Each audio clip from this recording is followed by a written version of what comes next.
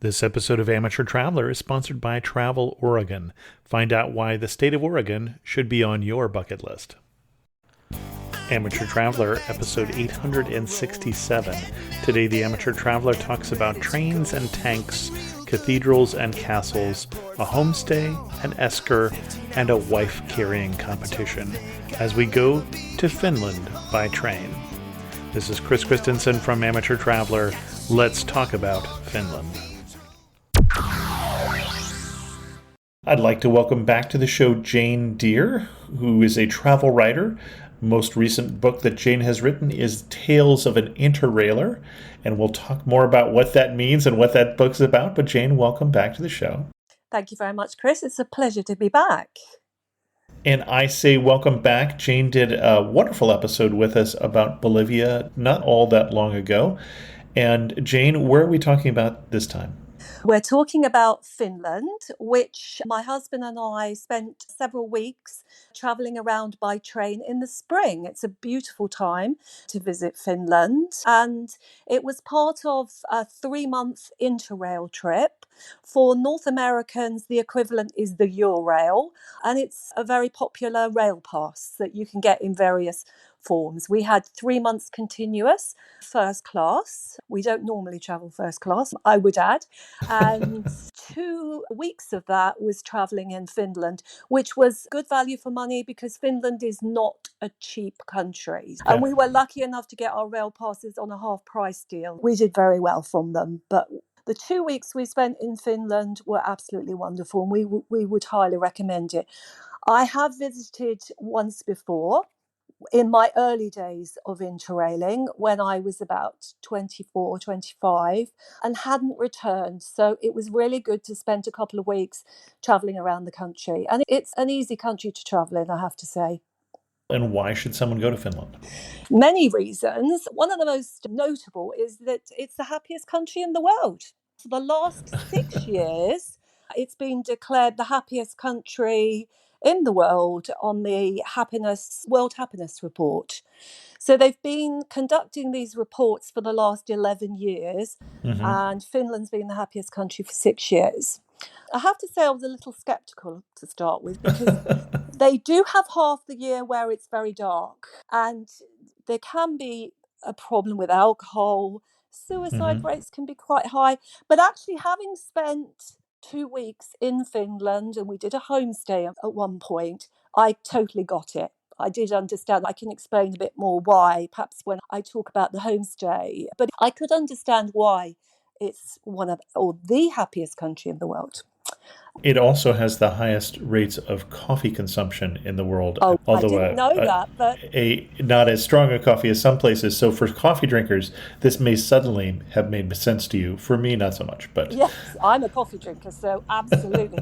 I have to say I didn't notice that element of it particularly, but yeah, it's a fabulous country, not just because it's the happiest in the world. One of the reasons for that is the people are very generous and they're very socially minded, so they support each other. It's obviously a rich country, so that helps make it one of the happiest, if not the happiest country in the world. Low corruption. But I think what convinced me was mutual trust. So very low crime rate, very safe country to travel in. And they have a really good work-life balance. So unlike in North America, they take a few more weeks holiday, and they will often, when they've got children, they will scale down on the amount of time they work. And they have very good maternity leave and sick and their healthcare education. As a teacher in England, we will always have the Finnish education system held up as being the best in the world. And they have very high levels of literacy, etc. So obviously that is more important for living there. But as a traveller, kind of thing is important. You can feel very relaxed, sit back and enjoy the amazing scenery in Finland. It's a beautiful country. You probably will have seen more trees than you will have seen in your lifetime by the time you've travelled around Finland, because it's got a lot of pine and birch forest.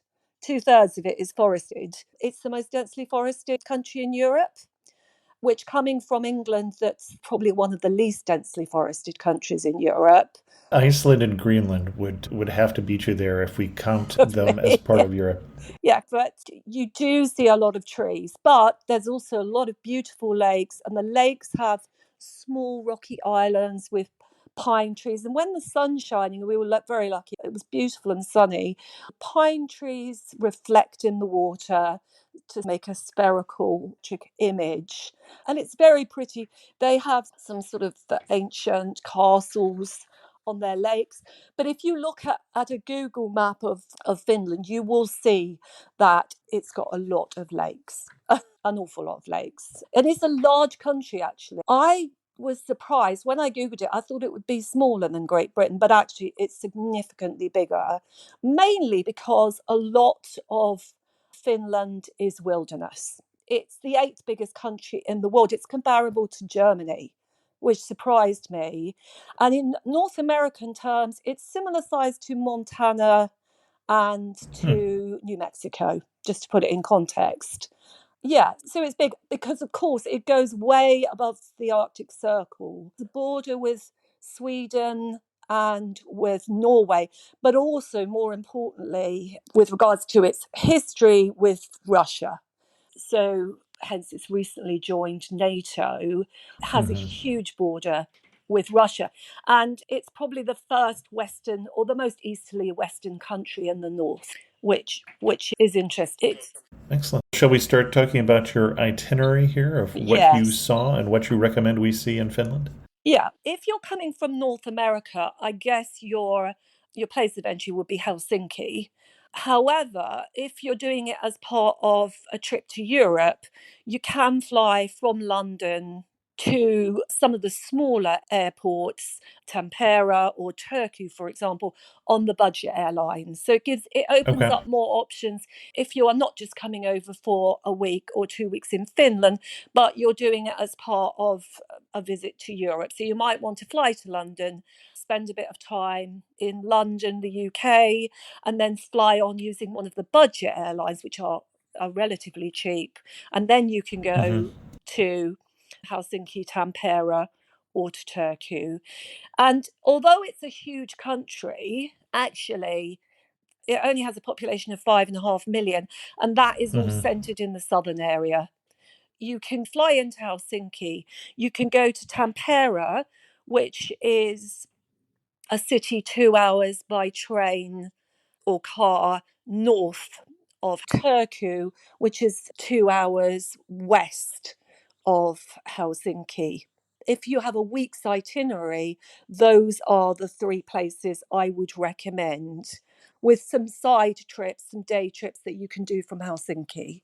So I know that you've got an episode on Helsinki. We do. Yeah, I'll just It's give been a you. while. Yes, been a while. Okay. I'll give you my sort of perspective on it. Obviously, we were traveling around by train for 3 months. We saw a lot of stations, and my favorite station was Helsinki Central Station. Out of all of the Art Nouveau stations we saw in France, Helsinki was my favorite.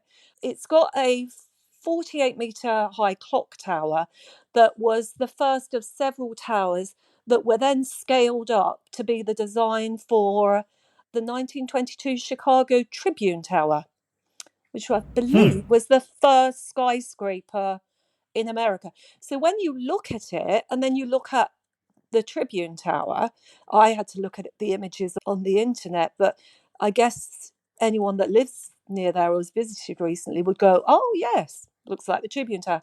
So it was sort of a model for it, and then it was scaled up to be the Chicago Tribune Tower.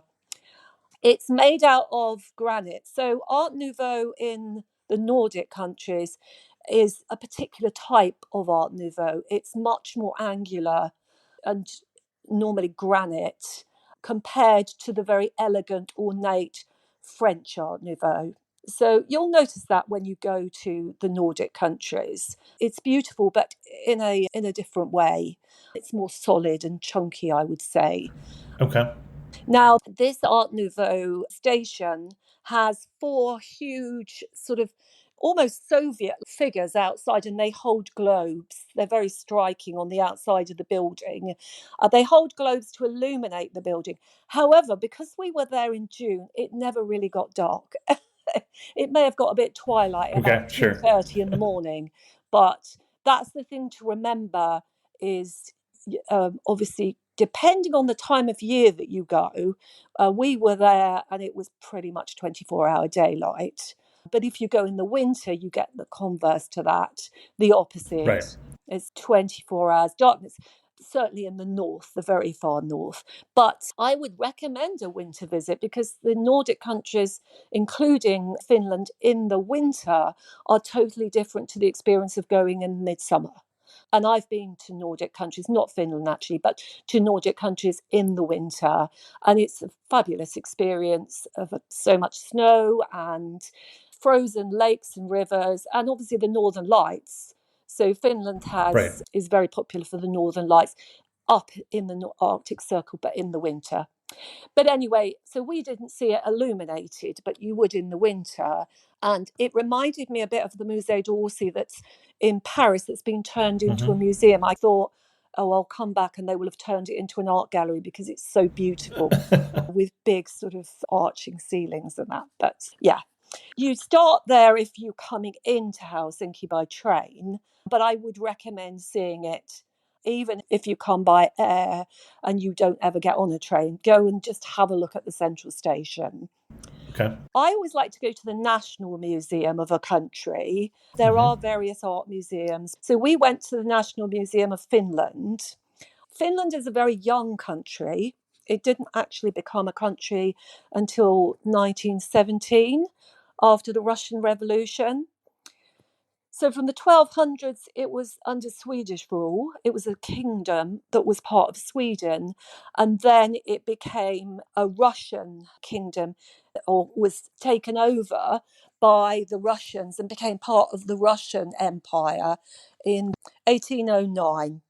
So obviously the Russians defeated the Swedes, did a bit of a land grab and took Finland. However, at the time of the Russian Revolution, 1917, Finland declared independence. So it's a relatively young country, but it always had its own identity. And in the Museum of Finland, a few things I would highlight would be the Viking relics that have been found in the Finnish area in Finland. Okay. So beautiful jewellery and costume and weapons from the Viking times. And there's a Russian Tsar's throne, which was used by the Tsar when he visited the Kingdom of Finland, which was part of the Russian Empire at the time. So they particularly struck me. Again, it's an Art Nouveau building. It has a stone bear outside that's quite distinctive. So we enjoyed that. We went to the Market Square, which is down by the harbour, Capitoli, and you can see the fish being brought in. There's lots of food stalls and you can buy fresh vegetables, etc. It's very colourful. And we had moose burgers down there, Okay. which was an experience. You don't often get moose where we come from on the menu. Nor do we. Yeah. No, they were delicious. So if you get the opportunity, I think it was moose burger and chips for €15. So that was not bad. The only thing you had to be careful of, and they warned you of this, was the seagulls. Nordic seagulls are in a class of their own when it comes to stealing things. But we were fine. We sat under an awning and really enjoyed a moose burger. We did also, while we were in Finland, have reindeer soup, which was nice. I would recommend having the local dishes, something a bit unusual. As someone who grew up just one state away from the state of Oregon, I've been there many times and love it. It's the first place that I did jet boating. It's the first place I did whitewater rafting. I love Crater Lake or the Columbia River Gorge. And this week's sponsor is Travel Oregon that will help you get there. Leave the planning to the experts. Local guides and tour guides know the ins and outs of Oregon, including important details like parking, permits, safety, and gear. Take the stress out of trip planning and let a knowledgeable guide plan your next adventure. Even if you're experienced, a guide will help you focus on your activity and tell a good story along the way. The guides and tour companies in Oregon are special. Most are small businesses, entrepreneurs who love the state and are eager to show it to you. If Oregon isn't on your travel itinerary, it should be. It's time to add it. Oregon is a state that offers so much. To get your most out of Oregon, consider booking a guide. Whether you need a wheelchair accessible tour or a guide who speaks Japanese, Travel Oregon has the guide you need. A tour or guided trip can make it easy and fun to try something you've never done before or take something you already love to a whole new level. Learn more at traveloregon.com. And thanks to Travel Oregon for sponsoring this episode of Amateur Traveler. Now, there are two cathedrals in Helsinki. There's the Lutheran, which was built by the Tsar. It's a huge white building. It's a bit like a wedding cake with a big dome. And when you go inside, it's typically Lutheran in that it's very plain. But from the outside, it's in a big square. It's very dramatic, up high on a platform. And that's worth a visit. And then a total contrast is the Uptensky Cathedral, again 1800s, 1868, and it's the largest Orthodox cathedral in Western Europe. So if you've never visited Eastern Europe, which I have many times, it is very typical. So you've got big gold dome cupolas on the outside, lots of spires, and then you've got inside the icons, the crosses, lots of gold leaf.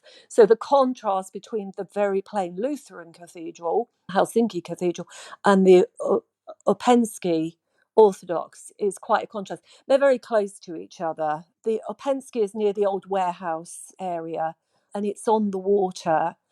And the thing you'll notice about when you're in Finland and the other Nordic countries is you're never far from water.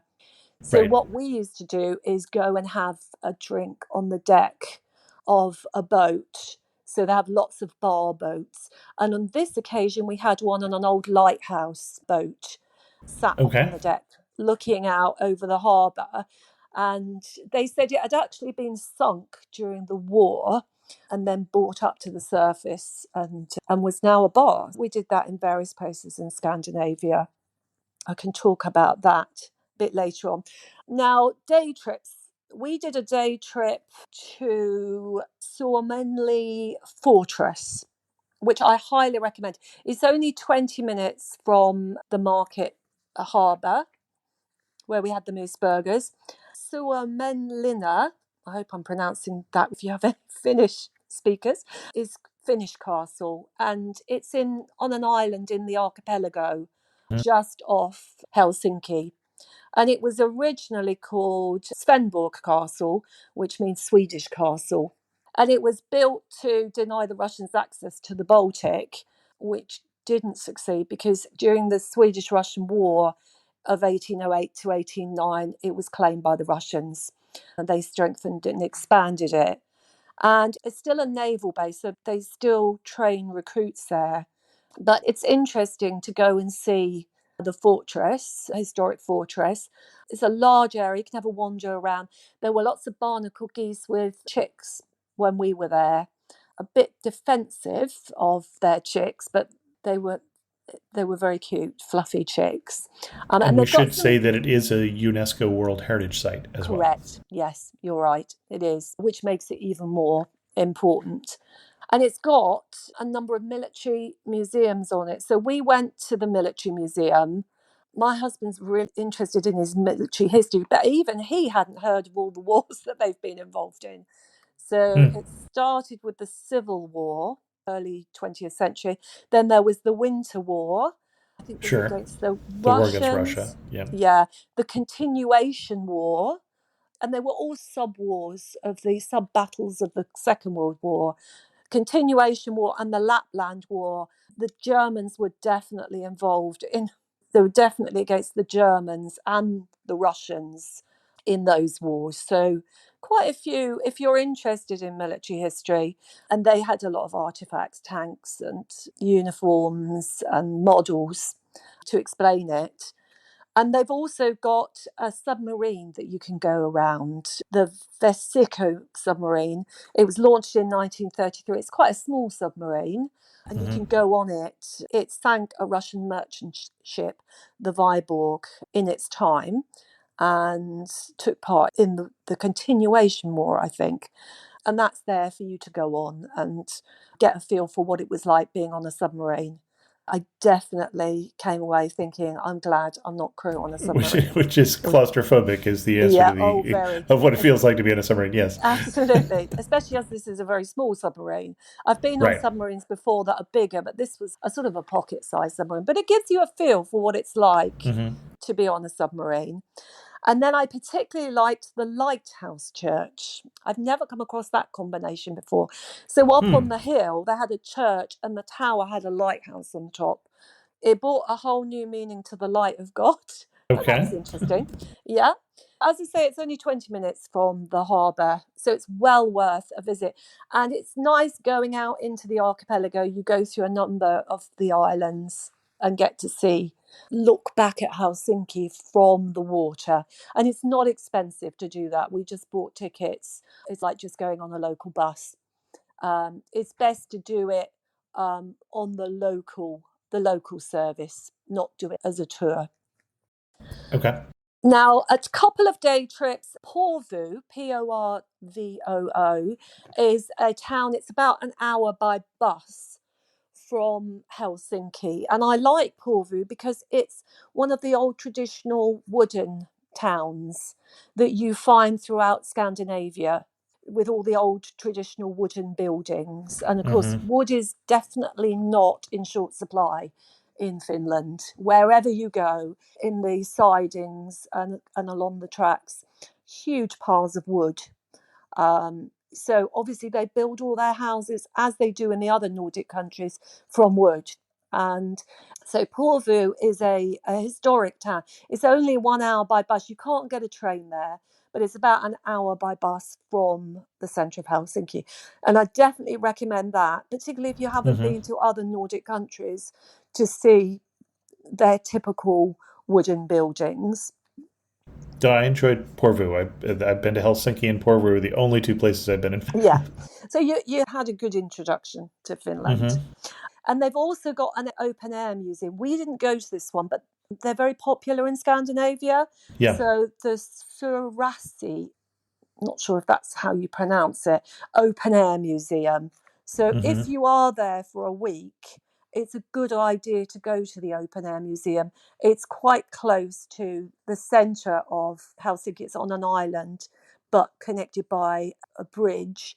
And it's just very characteristic of the north. So they bring in buildings, churches, houses, schools, old sawmills, old farms. It just gives you a feel for what the countryside would have been like 100 years ago plus. And they're very good at doing that in the Nordic countries. So I'd recommend that. We went to one in Sweden, so we didn't go to the one in Finland because they can be fairly similar. I think once you've done one on one trip, you don't need to do more, but I definitely recommend you do it once there. Okay. Okay, so then I would suggest you go up to Tampere, which is known as the Manchester of Finland. That's Manchester, Okay. UK, but I think you have a Manchester in, is it Connecticut or Massachusetts, that's quite industrial. And it's known as, When you say the Manchester, Finland, we're talking about the industrial heartland. yes, yes. Okay. So it's similar to I'm not sure that Manchester. all of our listeners outside of the UK will get the Yes. Manchester reference, but okay. Yeah, so it's Manchester, UK, because of the Industrial Revolution. So in Manchester, there's a lot of old warehouses and tall chimneys that date back to the time of the Industrial Revolution and the textile industry. And in Finland, when the Industrial Revolution reached Finland a bit later, they drew on the expertise of North England.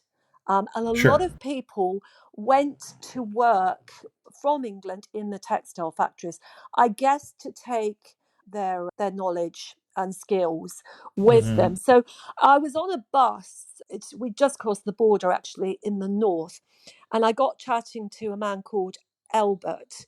And he said, oh, my sixth times great grandfather is English or was English. He said he travelled from England to work in the factories of Tampere in the 1880s because he'd worked in England and could get a job working in similar factories.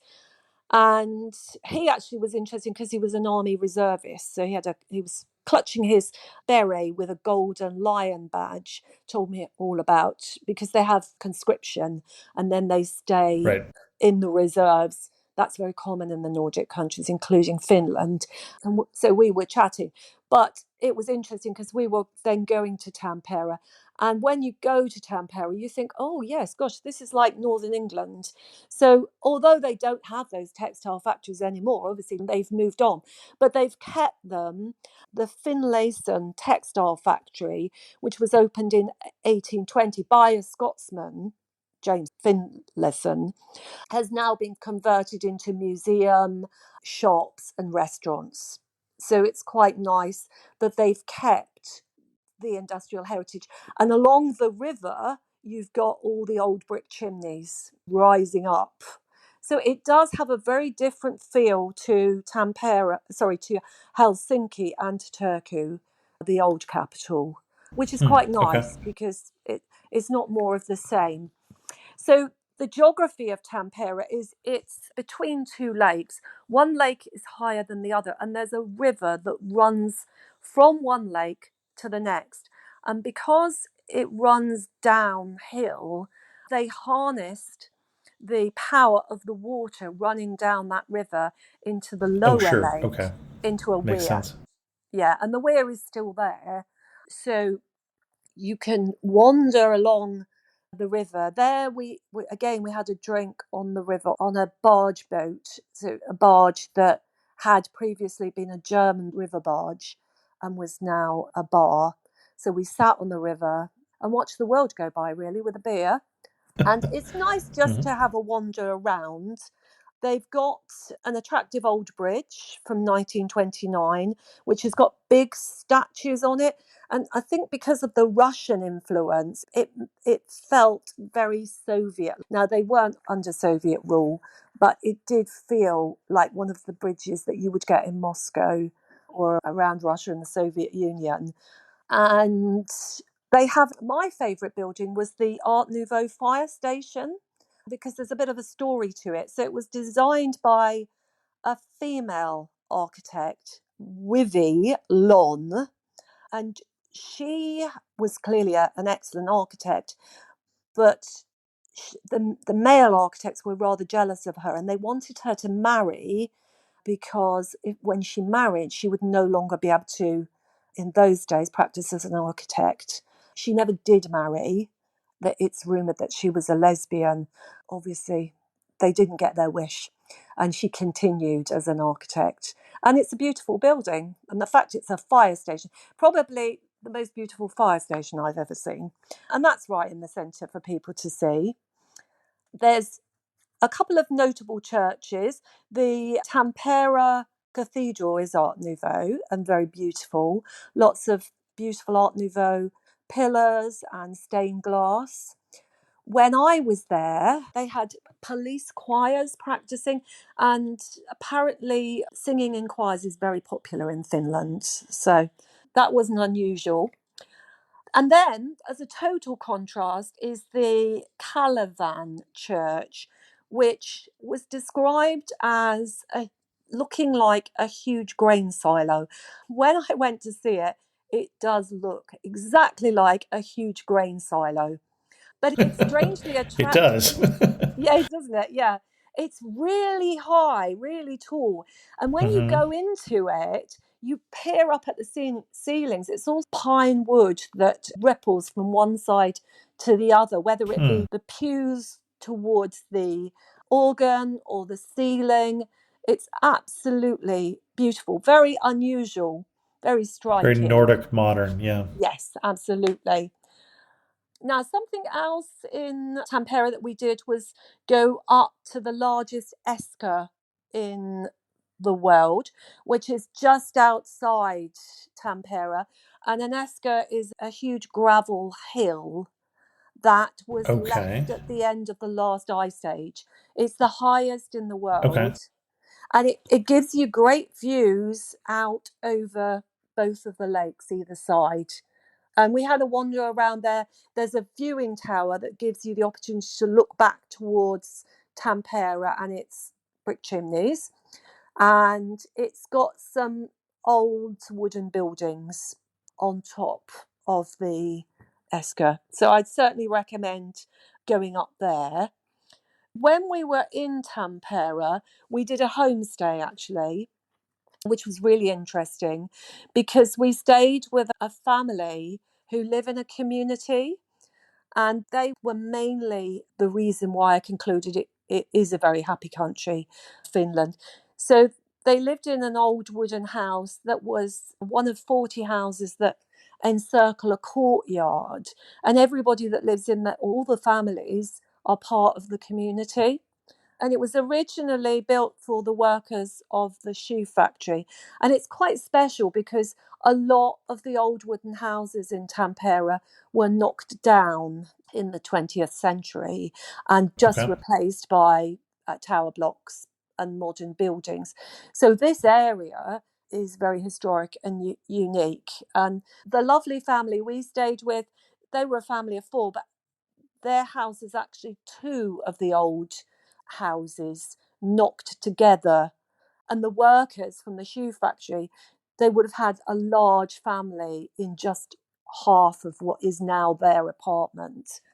And it still had all the old tiled fireplaces, the very Nordic Scandinavian tile fireplaces that go right up to the ceiling. And most interestingly, there were several bullet holes in one of them, and they said they were from the Civil War, way back in 1917, early 20th century. So that was a little bit of history, and they cooked us some typical Finnish food, which I'd recommend listeners try if they go there. So spinach pancakes were delicious, and summer soup, which is lots of vegetables. And they all have communal gardens. They took me to see some of the communal gardens with big summer houses. And that's an important part of Finnish culture, is to have a summer house, because a lot moved in from the countryside into the cities Okay. and they missed the countryside. So they established communal gardens, and because of the high levels of trust, you can grow things in your communal garden that may be a few kilometres from where you live and nobody steals it. Unlike from where I come from, you have to be very careful. You grow things and then they can be stolen, but that clearly didn't happen there as See, part I know where other places in the US where you lock your car in the summertime to keep people from leaving their zucchini in it and giving it to you. So it just depends where you live. Yes, it does depend where you live. Yes. Yeah. Finland's very much like that. Yes. But they have, for example, a big woodworking area that anybody Okay. in the community could use with Nice. expensive tools. And I said, "Is this not locked up?" Joanna, who was our host, said, "Oh, no, there's no need to lock it." It's like, there would be where I live near London. And they had a big room full of chest freezers for all the produce from the communal gardens because it's very abundant, but they can't fit the chest freezers into the small housings. Again, Oh, okay. it was very, very lots of trust. There was also a sauna. Now, saunas are very Of popular course. in Finland, yes. And the sauna was My understanding is when you go to build the house, first you build the sauna. absolutely, yes, definitely. And the sauna, I always thought it was Swedish, but it's not, it's Finnish. Hmm. Obviously, Finland was part of Sweden when it was invented. And obviously, it's popular throughout the Nordic countries, but it Hmm. is definitely Finnish. And even when we stayed in some more budget type hotels, they had a sauna that you could use. And it was quite nice. There was a session where women could go from the community to the sauna. So I went with Joanna to the sauna, Mm-hmm. and it was the women's 2 hours, and we all sat and chatted, and they all speak excellent English. I Mm-hmm. always joke that they speak better English than most of the English because they learn it very grammatically. And it Mm. was the most natural thing for them to sit and chat, not just to me, but to each other in English. So you have no problem with communication in Finland Mm-hmm. because they do speak very good English, like in all the Nordic countries. And yeah, so we sat there. There's some etiquette that you have to learn. So you go in with no clothes on. Okay. Joanna gave me a small towel, and I assumed that was to mop my brow, but actually it was to sit on. And you have to Okay. shower before you go in, obviously, and that sort of thing. But there was a 10-year-old girl in there, and I said, "Oh, from what age can children use the sauna?" Thinking it would be actually about 10. And they were like, "Oh, any age. Women have babies in the sauna." So I was like, Huh. "Oh, yeah," because I seem to remember when I was expecting a baby, there was a sign on the sauna saying pregnant women couldn't use it. But they said, "Oh, no, women do give birth in the sauna, and they will take babies to the sauna." And I guess in the very cold winters, that is something that's quite cozy for them. Well, and I'm seeing this city has been officially declared the sauna capital of the world Oh, wow. because it has most public saunas of any place in the world. Yeah. Oh, that's interesting. One of the women who had actually produced a graphic novel on the Mm-hmm. community, she was talking about her husband's grandmother, who, because the housing in Victorian, like 1900s, they didn't Mm-hmm. have a bathroom. You'd go to the sauna once a week, which would be your wash. That would be the Okay. way you would bathe, would be through using the sauna. So yeah, it's clearly very popular, and it's definitely something I would recommend you do while you're in Finland. They had a rota of jobs. I said, "Oh, do you get any slackers? Anybody that doesn't do their bit?" So, for example, someone has to fire up the communal sauna and clean it out and that. And Joanna was Got like, it. "Oh, no, of course not." Because she said, if you're going to buy into this community, then you have to be somebody that's on board. You just wouldn't want to live there if you weren't prepared to be part of the rota and all Interesting. chip in. Yeah, so it was interesting. So, moving on from Tampere, we went to the Parola Tank Museum. Now, it was about half an hour by train south in a small place called Parola. Now, it may not be everybody's cup of tea, and we went there mainly because my husband is a bit of a tank fanatic. And there aren't actually many tank museums in the world, but Finland has one of a handful, Hmm. and so we couldn't miss it. But if you're interested in history and military history, I'm not a tank fanatic, but I enjoyed it. It has a lot of tanks and military tanks and Armored armoured cars. Hmm. carriers. Yeah. But most interesting was it had an armoured train. That Okay. that looked as if it was something straight out of a movie. That was very interesting. It had a Tiger 1 tank that was doing a tour, and originally from the Bovington Tank Museum, which my husband visits several times a year in the UK. Okay. Yes, if you are interested in military history, tanks, then it's definitely somewhere that I would recommend you visit. Very easy to access. We literally got a train to Parola and walked for about half an hour to get to the tank museum. And he was happy, my husband. Okay, going west from Helsinki is Mm-hmm. Turku, which is the old capital of Finland. I guess the Kingdom of Finland before it was a country.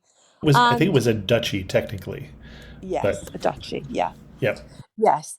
This was the old capital. So it Mm-hmm. has a very different feel to both Helsinki and to Tampere. So it's well worth visiting. We enjoyed the cathedral. That's a medieval cathedral. It has been burnt down or suffered from being burnt several times. But yeah, it's a huge, attractive, very Nordic style building. Mm-hmm. And I would recommend that you go to its museum because I don't often go to cathedral museums because they can be quite similar. But this does have a lot of the medieval treasures that were saved from some of the fires. So, Okay. sort of the old carving from the Middle Ages and goblets and some of the old, what the priests would have worn. So, it would have originally been Vestments. Catholic, but become a Lutheran church. Yes, yeah. So that's worth a visit. And then the river is the focus. So we walked along the river. It's quite a long walk. It took us about an hour.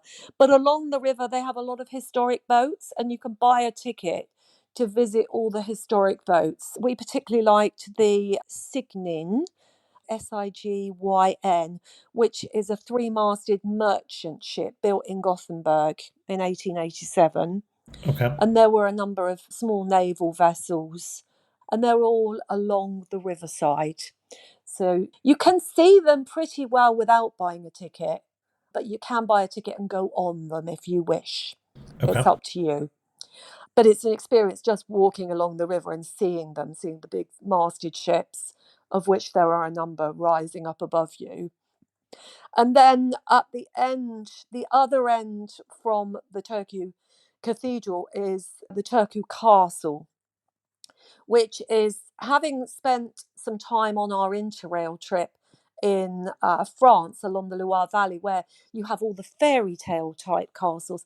This is very much a sort of angular, chunky, solid looking castle, very typical of the Nordic countries. And it's great. It has been restored quite significantly in places. It's great for children because they do a lot to recreate medieval times. And there were lots of areas where you could try on costumes and experience what it was like as a castle in medieval times, because it does go back to the 1200s. So we enjoyed that.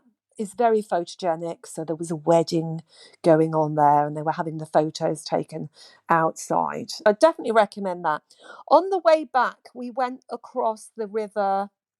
Rather than walk all the way back to the main bridge, we crossed the river on a chain ferry that's free. It takes a couple of minutes to go across the river, and that's quite a nice experience. You don't get many chain ferries in the Western world. And a chain ferry, meaning there's a chain across the river that you're pulling yourself across on this Yes, very small yes, boat. Yeah. Okay. yes, yeah. And you just hop on it and across you go. And then we had our most unusual boat bar experience. So we went on a barge to have a beer on the river, which was nice. We had lovely weather in the spring. And I was talking to the young man that poured our beers. We always try to try the local beers. Unfortunately, alcohol is expensive in Scandinavia, but yeah, it has to be done, the odd beer. And he was telling me that the barge, after it had been used as a river barge up near Helsinki, had become a brothel. And he said when it was bought by the people that turned it into a bar, they found all the booths downstairs that had been used when it was a brothel. So every one of these ships seems to have a story. So it's always worth asking them what was the story of the ship before it became a bar or a restaurant or whatever. But it's very common, because they've got so many waterways, for them to have these old ships and turn them into restaurants or bars. So I'd recommend that you spend a bit of time having a drink or a meal on one of them. That would be the itinerary I would recommend if you just had a week. Okay. If you were coming for a winter holiday, it would be well worth going up to Rovaniemi, which is up on the Arctic Circle. It's very popular with people from Europe to go up there to see Santa Claus, to do dog sledding and snowmobiling across frozen lakes. Okay. And if This you're is where Santa lucky, Claus lives in Finland, you're saying. absolutely, I yeah. did not know that. Okay. No, yes. Yeah, no, very popular place because obviously he lives there. And you can go to visit his workshops, meet his elves, etc. And that is very popular. And if you're lucky, you'll see the Northern Lights. So last year, the Northern Lights were very good. Next winter, they're going to be better, and they're going to peak the year after because of solar activity. So people I spoke to said, oh, they were fantastic this year. They're going to be even better in the next couple of years. So it might be the time to go. And certainly when we were in Tampere, staying with people there, they said, oh, yes, the lakes freeze over and you can just go walking on the lake or Hmm. skating. Obviously, take advice from local people because as the climate warms, it's not quite the same as it used to be in the past. But I've been in Scandinavia in the winter, in February, and people literally drive cars on the lakes and the Sure. rivers. Yeah. Yeah, it's a different experience to going midsummer. But midsummer's great because they obviously love midsummer because of having so much daylight compared to so much darkness in the winter. Right. Sure. And they have lots of festivals. They have lots of country music festivals. They have welly throwing. My personal favourite was wife carrying festival. Not sure you'd get away with that in the UK, but Okay. yeah. And they do a lot of orienteering. We saw school children out orienteering in the summer. It's very popular in Finland, and I'm sure there's places. You say the wife carrying festival, the wife carrying world championships, No less. no less. Yes. I was a bit, I couldn't visualize it when Johanna, my homestay host, was telling me about it. But yes, I think I watched a short YouTube clip and was awestruck, really.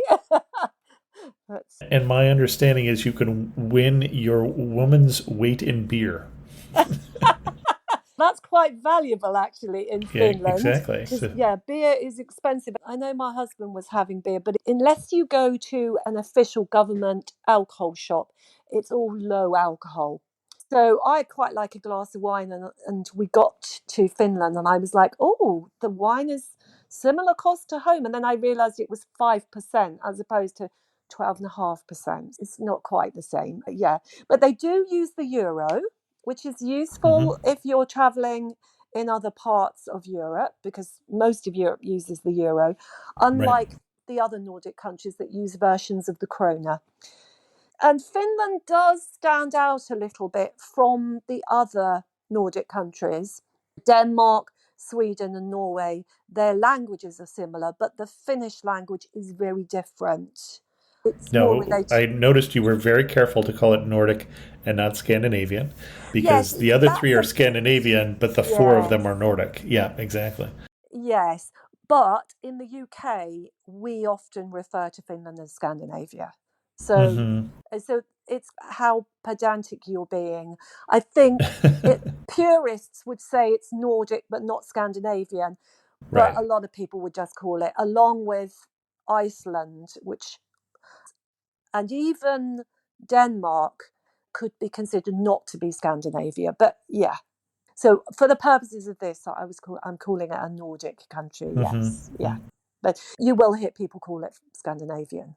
Yeah, but their language is more related to the Baltic states, even Hungarian, Right. not to the other Scandinavian countries, who can by and large understand each other and Right. speak to each other. But once you go over the border into Finland, that's not the case. But they all speak English, so you don't have to worry really. Yeah, that's very good. And as I say, they use the euro, and it is an expensive country.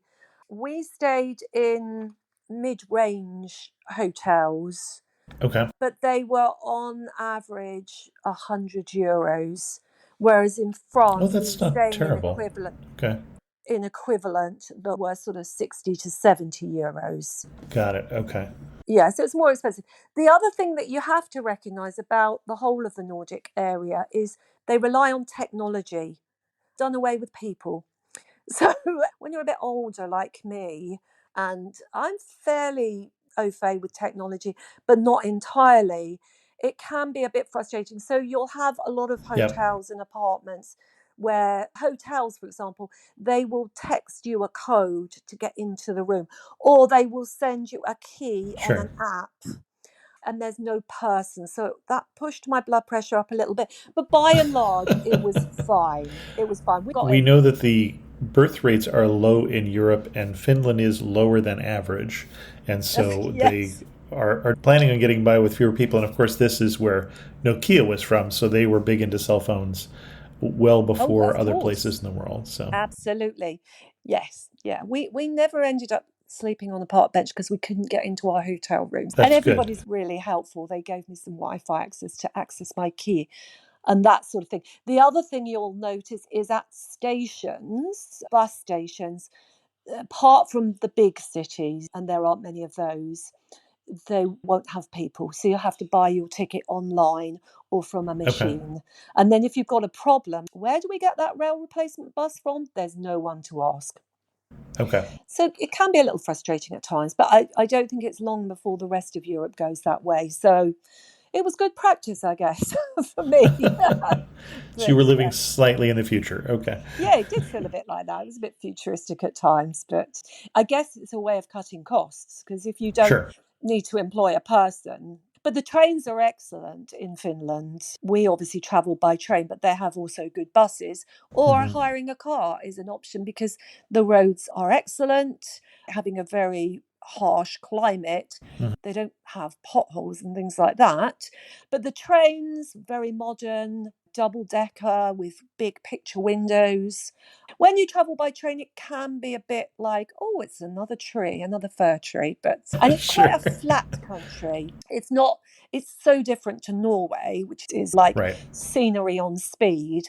And then Sweden's kind of in between. It's got lots of rolling hills and Hmm. mountains full of fir trees, whereas Finland is pretty much flat south of the Arctic Circle.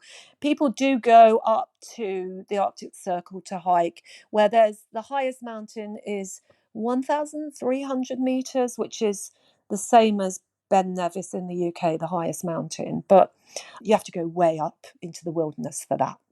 You'll notice most of it is flat. Yeah. As we start to wind this down, anything else people need to know before they go to Finland? No, I think I've just about covered everything that I wanted to.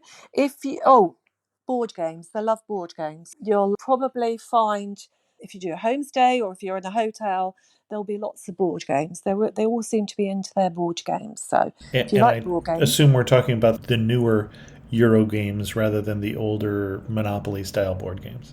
no, the older Monopoly, Scrabble, Okay. but lots Okay. of other versions. Yeah, yes, not computer games, although I'm sure quite a few are into their computer Well, I games. say newer, there's a class of board games which are newer in the last 10, 20 years, which came out of Germany and are quite popular around the world. And Oh, so I was right. just wondering if that was the style of Yes, games we it would be probably talking would about. be. Yes, they probably Okay. would be. A mixture, old and new. Got Yeah, it. yeah. We did several homestays, and they all have a Hmm. huge bookcase full of 50 to 100 board games. That It's sounds very, like my bookcase, so I understand that. yes, yeah. Excellent. If you were standing in the prettiest spot that you saw in Finland, where would you be standing and what would you be looking at? It would be at the top of the Esker, the gravel glacial, where you can look out over two lakes full of rocky islands with pine trees and views of the wooden houses. And if you got the tower across to Tampere with its huge brick chimneys, that would be my Excellent. favourite. And one thing that makes you laugh and say only in Finland. Probably the only place that you can get away with having a wife carrying festival. Okay, okay. And if you had to summarize Finland in just 3 words, what 3 words would you use? Happy, light, Okay. certainly when we were there, and dark Mm-hmm. in the winter. Ah, okay. Excellent. Our guest again has been Jane Deere, and we said Jane is a travel writer.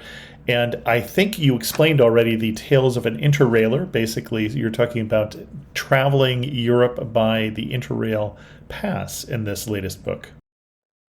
Yes, we travelled through France, Switzerland, and then up through Holland and Germany to get to Denmark, Norway, Sweden, and Finland.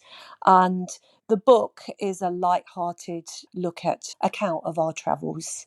for 3 months on trains, and the people we met along the way and the places that we visited. So I try to give people information about the places that we visited. The whole of what I've talked about today is in the book, but also Plus a lot more info. plus Since a lot more. if we Yes, had talked about your entire itinerary, we would have been here all day.